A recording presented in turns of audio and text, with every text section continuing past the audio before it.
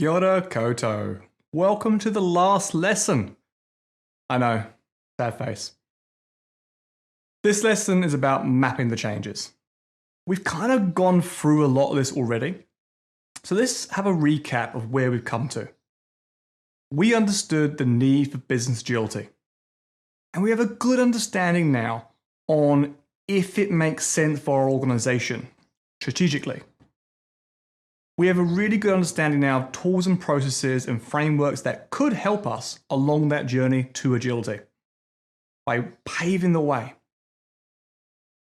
You're aware that there is a big open space for different tools and processes that could be more suited to your organization. I urge you to look into all those different things. When we think about transformation, we've talked about how we can't do massive jumps in a complex world. We need to take small, iterative steps. We've come to a point where we go, right, this is our current state analysis. This is our business agility radar. These are our stakeholders. These are the type of teams and the psychology that we've got inside of our team, art, organizational structure. We've got an understanding now of the future state and where we're going. We know the future state is aligned to the business agility radar. We know we can use the search canvas to help us align ourselves. Through the search canvas, we go, why do we exist? Who do we serve? Where do we play? What problem do we solve? How do we win? In what way do we win? And when can we deliver through dynamic roadmaps? Dynamic roadmaps can be used via the Kaizen board. Now, I do a lot of transformations using a Kaizen board. It makes my life so much simpler.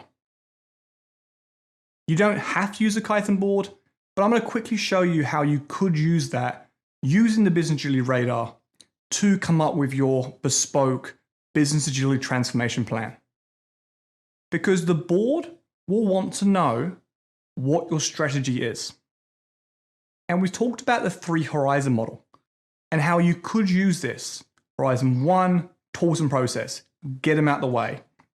Enable people to actually think for themselves and to have them try different things, continuously improving. Horizon 2, focusing on the customer, bring them into the equation, upgrading managers into leaders. If you are a leader, helping other leaders be brought up as well. Horizon 3, 3 years away, cultural transformation. Every step along the way should be measured. How do you measure? I've given you some KPIs, and you could integrate those to your own or just use the search KPIs. Everything is in this course that you need to set up that transformational strategy, to trial different tools and process, to create your own bespoke roadmap. So we're going to quickly look at some of the diagrams that are inside your lesson notes and how you could use them. Even if you haven't used the business agility radar, as long as you have a current state and a way of measuring for improvements with a future state vision, you don't need to use all of Surge's IP. It's there just in case you can't find something bespoke for your organization. Here's how you could draw your roadmap, your 3 horizon roadmap mixed in with your agility avenues. Horizon 1, 2, and 3. 3 is things that are quite far away and are most likely going to change. 1 are things you're going to hit right here, right now. If you are using the business agility radar, this becomes a lot simpler. Horizon 1 can be either just tools and process, or it could be rounding out the edges, depending on how quick you want to do this. By rounding out the edges, I mean all your limitations that you've got that are going to prohibit you from agility or moving forward as an organization. You want to remove those. So your objective is at each horizon, you're going to have an objective. If your objective is to improve all your reds into amber or all your ambers into orange, then write the objective in a way that I like to call goals plus smarts, right? Specific, measurable, attainable, timely, realistic, etc. If it's tools and process, you still want to measure it in a lofty, objective kind of way. Now, your outcomes, you want to stick those outcomes along the side of the road.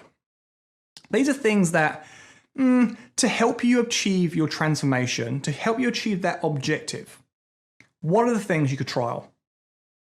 Now, some people are taking this course and are just following exactly the Surge way. And that is for us, Surge will say, here's your current state.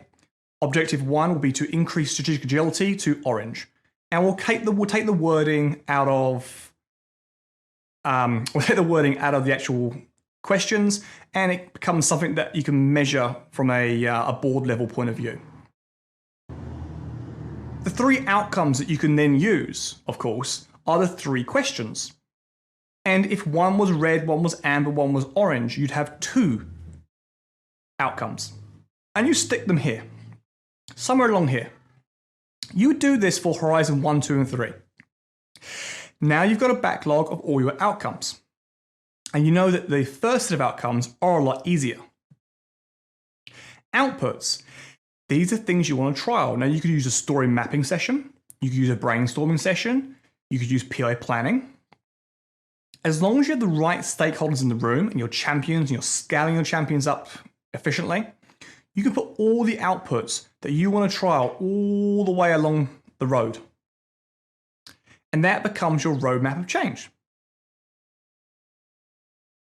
I like to use a prioritized Kanban board for this. The road looks great, and it's a great retro to have, or reflection to have. What I like to look at is Objective 1 is Horizon 1. There are up to 3 outcomes. I list them in order. I'm only going to work on one outcome at a time if I can help it. If I can help it. Sometimes they're interlinked. I'm going to do a story mapping session for the outputs. I'm going to come up with a whole bunch of outputs that probably will work. I'm going to use mostly the Surge Nirvana approach. I'm going to list all those outputs down there. I'm going to make it highly visible for everyone to see. Inside those outputs are specific and measurable items that I can trial to help me towards that outcome. So if your outcome was to move agile delivery from amber to orange, it's like, great.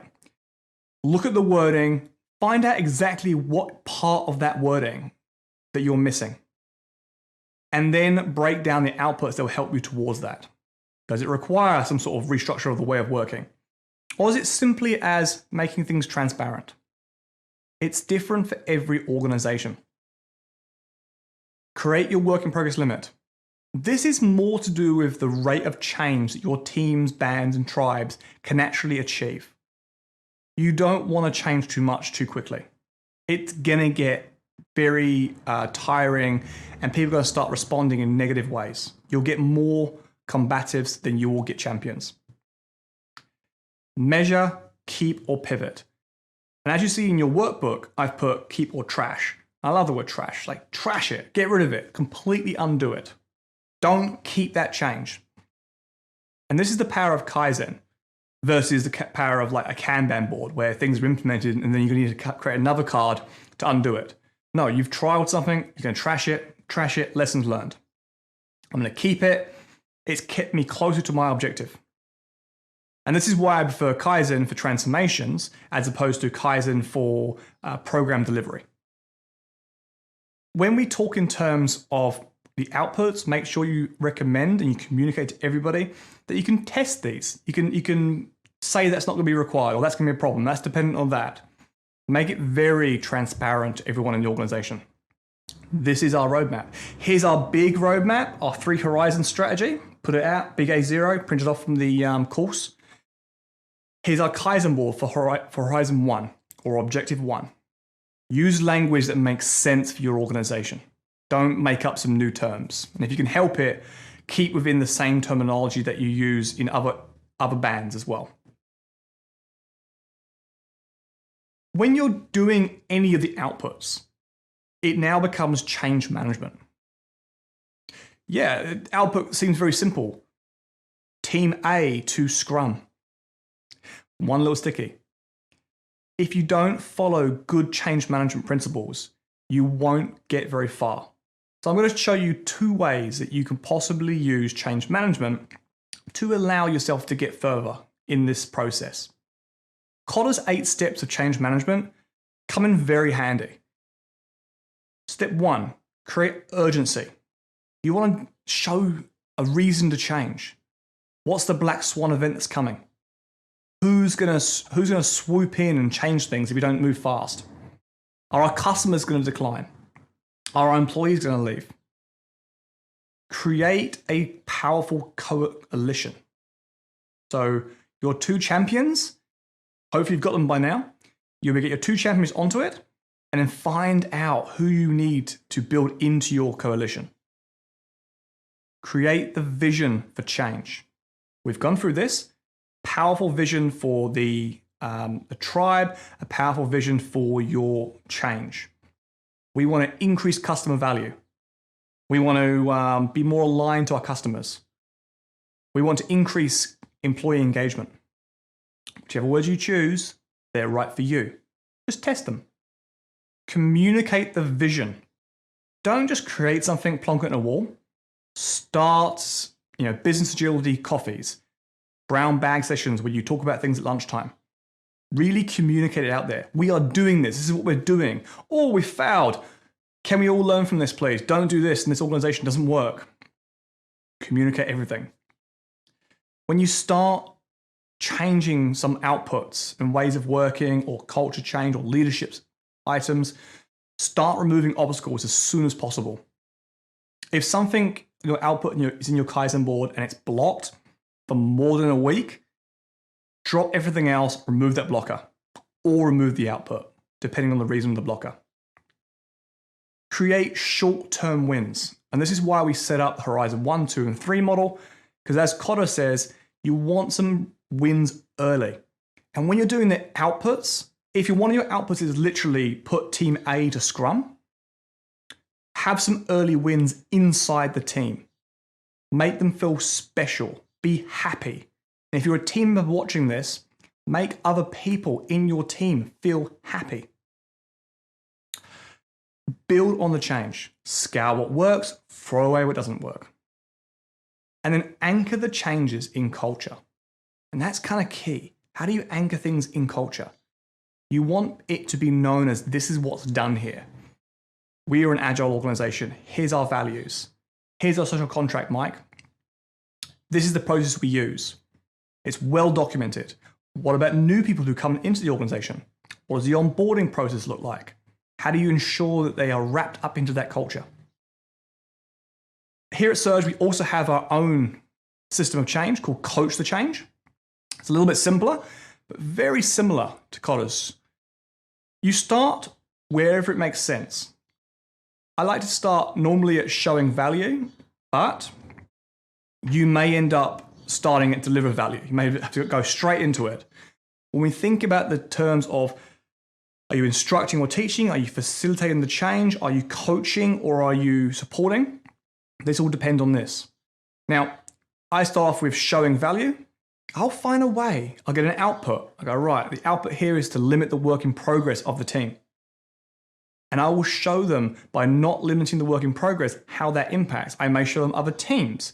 I may do a brown bag session on the impacts of having too much work on it at any one time. I may hit them from a different point of view, like stress levels, cortisol levels, health levels, especially if that's part of their interests. Find the way that shows them the value. Then ask permission. Don't say, here's the value, now do this. You want to ask permission. Hey, I heard you guys liked the work in progress session the other day. Have you thought about something like that for your teams? Oh, you have. Did you want to give it a go and see how it would work? And maybe try it 2 weeks? If they say yes, deliver the value. And this could be teaching, facilitating, coaching, or supporting. Whatever your team needs. And this is why I love this model, because it makes it very simple to understand. If the delivering value is just facilitating, you would say something like, Hey guys, Joe was saying that we want to have a work in progress limit for these reasons. Does it sound pretty good? Cool. Hey, how about I set up a session where we talk about the work in progress limits we can have and which number that should be. You don't push it onto them, you just facilitate. At the end of the sessions that you've delivered value, whether it's teaching, facilitating, coaching, supporting, whatever makes sense, you set goals. For work in progress limit example, we would set a goal of 2 or 3 and look to measure that in 2-3 weeks' time by employee NPS, Net Promoter Score, by productivity, by time to market. How are you going to measure it? Set the goals, have the measurements. Stand back and hold them accountable. You are now the mirror of accountability. You're not the authority with a stick. And if you're a Scrum Master watching this or an Agile coach watching this, you are not there to tell them what to do. You are there to help them achieve their goals. You are coaching. If you are going to be consulting, that's not coaching the change. That could be using Kotter's 8 change management steps. Here is coaching the change. This is basically you put your coaching hat on and you're fluctuating between teach, facilitate, coach, and support. But you are a coach at heart. You are helping them with their goals. Then you show some more value. And what I love about this, especially if you use a current state analysis and a future state analysis, and then you start mapping your roadmaps out. If one output gets stuck, you put it back in the backlog, you try another one. If that one gets locked in, you put it away, excellent, next one. And you can always have the next trick up your sleeve. That is really it with mapping your own bespoke transformation. You want to understand, why do you exist? Who do you serve? Where do you play? What problem you solve? How do you win? In what way and when? You want to create your 3 horizons that make sense to your business agility current state. You want to map your stakeholders. You want to create your Kaizen board. You want to make sure that people come to your Kaizen weekly stand-ups, if you have them. You want to focus on iterating and trialing different outputs that make sense. Measure them, keep them or trash them. Once you've achieved your outcome, you don't trial any more outputs, you're done. The outcome is complete. Tick. Next outcome. And when you've achieved those, you should have objective proof that your Horizon 1 has increased customer value. And if it's increased customer value, you now have proof that Horizon 2 is worthwhile doing. Let me know how you go. Send me your 3 Horizon models. I love seeing them. I get pictures sent to me of whiteboards, of Trello boards, all sorts of transformational roadmaps. I had someone with a whiteboard actually draw a roadmap and it stayed there for about 4 months. While they're trying to get people on board, trying to get more champions. Send them to me. I love them. I really hope you've enjoyed this course. I hope there was a few nuggets in there that will help you on your transformational journey. And you've probably come at this from 2 ways. You're either a leader who wants to help transform their organization. And for that, I hope you've got your tools and your processes and anything that we've given you, you've been able to take in and start using. A lot of leaders who come on this course have already started using things before they get to this lesson, which I always find, I love it. It's great. Or you are somebody who's in the team, who is a champion, and you've been recommended to watch these videos. Welcome. Welcome to Surge's movement. Welcome to your movement. I am looking forward to hearing about the transformations in your teams, in your tribes, and in your organizations. This was a foundations course, but it can feel a bit heavy. This is why we recorded them all. During our live sessions, they would go on for hours. So what we've decided to do was make these all recorded for you, so you can go back and watch them whenever you want to. You have a lifetime access to these courses now. And in a minute, you're going to go to your test and you're going to pass your 100 question test. And then you're going to come into the alumni and we're all going to chat about your experiences and how you've changed yourself, what aha moments you've had. and how you're going to transform your organization 2 champions at a time. Much love. Thank you for staying to the end of this course. It's been a wild ride, and I look forward to hearing your results.